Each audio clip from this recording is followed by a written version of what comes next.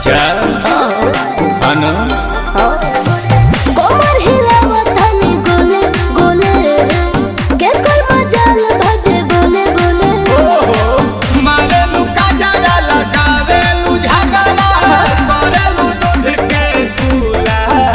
बाहर चढ़ल जवानी रसगुल्ला बाहर चढ़ल जवानी रसगुल्ला ए रसगुल्ला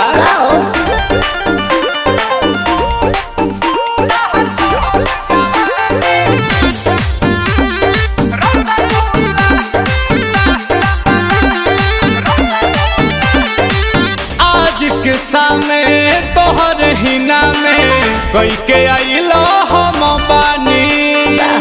जईबू कहीं अबू यहीं लिख के ले रानी सब धन तोरे।